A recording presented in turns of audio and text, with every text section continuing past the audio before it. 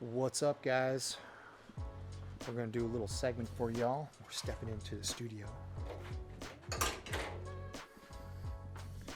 All right. How's that guy look?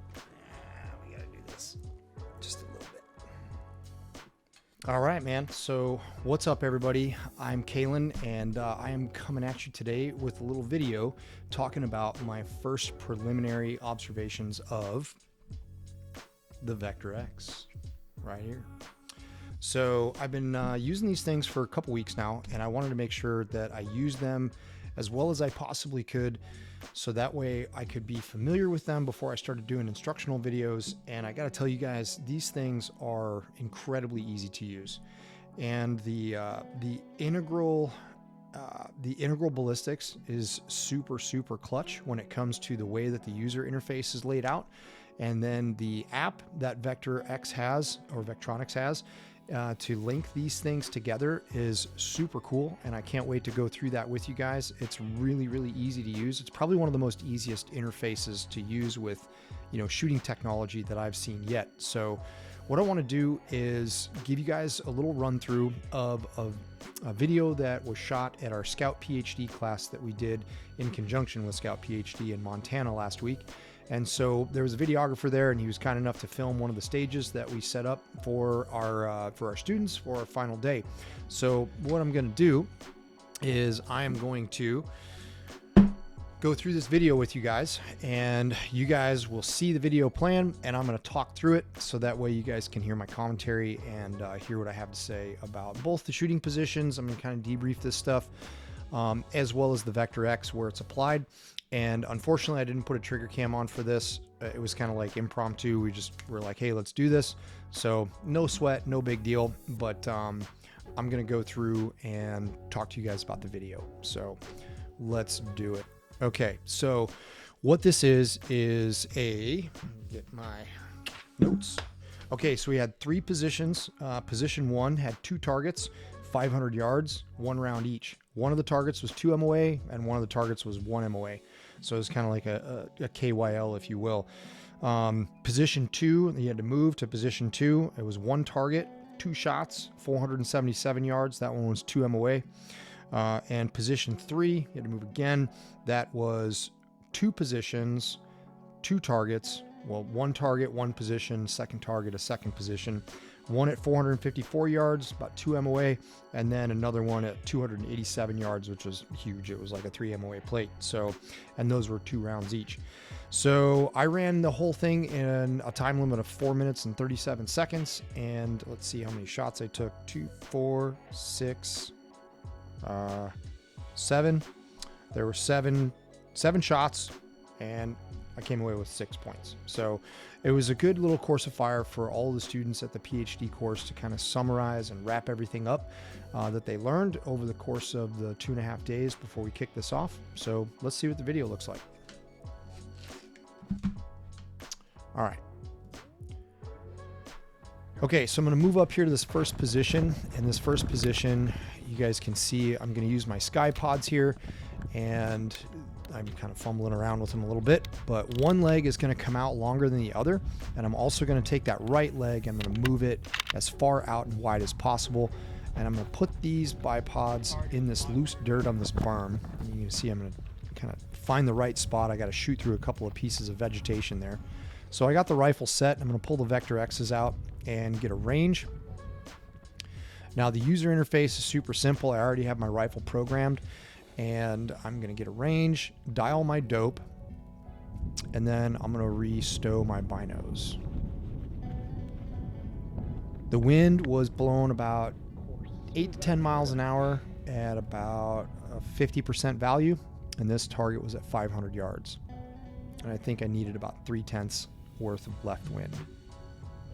Big one first. Big target. Big target. Okay, there's an impact. And you can see I'm pausing. I want to see where the bullet hits on the plate because I'm about to go for the little guy.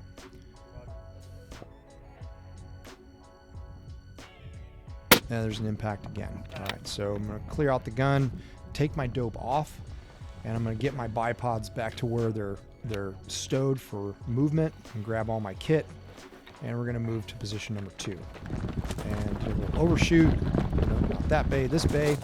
So this rickety ass fence.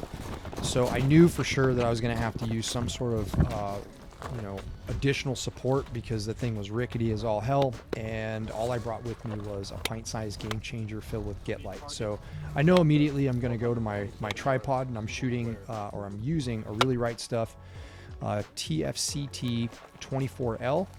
And I'm going to use this as a rear support. So I get the rifle up on the bag, get it balanced. I'm going to locate that target. 477 yards. I'm scanning. And I got a contact on the target, but I'm a little bit wobbly, so I'm going to use the fence as a support to get my dope, because I am getting range and dope at the same time. Again, stow those binos. Throw the dope on the gun. I did that a little out of order. So the real key thing to remember here, guys, with tripod rear is you want to get your shooting position built first, and then you want to bring the tripod to you. So that way you're not fighting against it if you overcorrect. There's an impact. We're going to go one more. And another impact. All right, so I'm going to take the dope off the gun. I always want to get in that habit, so that way the rifle is in the right condition for the next situation that I'm getting myself into. I'm going to collapse my tripod, get it all ready for movement, grab my kit, and off I go. Move over here to our final position where it's 2 targets and 2 positions. And they are 2 shots each. So the first position I like to go to the kneeling because I figured it was going to be stable enough. However, that would prove to be not such a great decision. I really would have rather, in hindsight, I would have gone to the standing position because it's a lot easier for me to manipulate my natural point of aim than standing position. Okay, so get sling out of the way, put some dope on the rifle, make a wind call. The wind shifted on me on this target.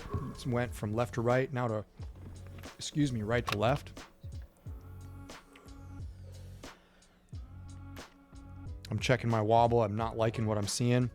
And my first shot goes high and left. And I'm going to increase some pressure into the rifle for this to calm that wobble down. And I get my impact. And I'm going to say, I'm getting the hell out of that position. I'm going to move up to another one for this closer target.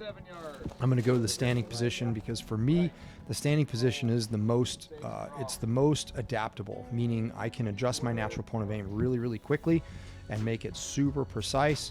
So that way I can manage not only the rifle's recoil, but I have a better chance of seeing where my bullet lands.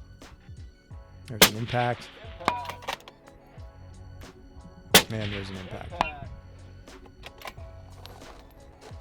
All right, so that was the run right there, and I hope you guys got something out of it. Expect more on the Vector X as we continue to go forward, and we're going to be bringing you guys all kinds of instructional content. So, deuces.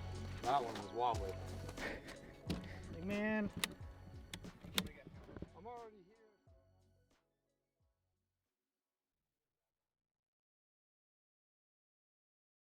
Whatever gear you guys got.